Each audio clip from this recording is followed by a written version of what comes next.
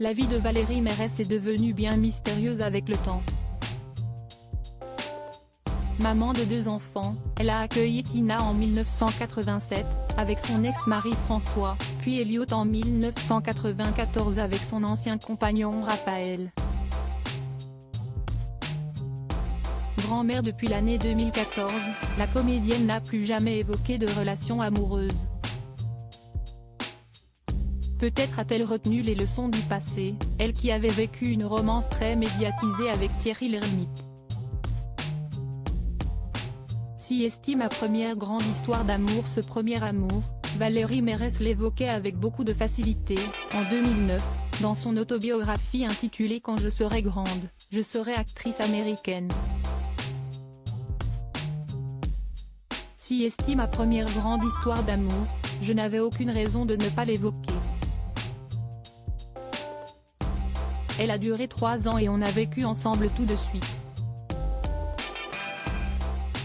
Avec le reste de la troupe, on a construit le Splendide. On faisait rire les gens, c'était génial. Pour autant, ces deux-là n'ont pas vécu que des jolies histoires toutes roses. Âgée de 19 ans, l'actrice avait notamment dû se rendre en Hollande pour pouvoir avorter de Thierry Lhermitte. Silence radio, pour Valérie Mérès, depuis ces quelques déboires. Thierry Lhermitte, en revanche, a très vite retrouvé chaussure à son pied une fois leur rupture officialisée.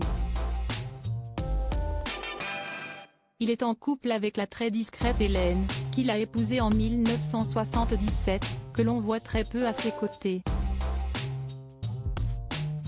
Bien qu'elle ait accepté de donner la réplique à son chéri à 2 reprises.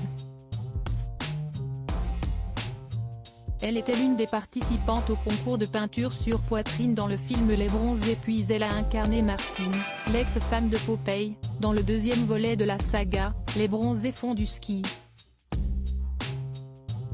Depuis, plus de traces de la belle Hélène au cinéma. Thierry Lhermitte marié depuis 45 ans, mais quel est son secret? Thierry Lhermitte, lui, n'hésite pas à parler de son épouse quand l'occasion se présente. Et pour cause, leurs 45 ans de mariage sont un véritable exemple. Il n'y a pas de secret, assurait-il toutefois dans l'émission 50 Inside sur TF1. Il me semble que si est de savoir que l'amour n'est pas inconditionnel. L'amour si est conditionnel, si est ma théorie.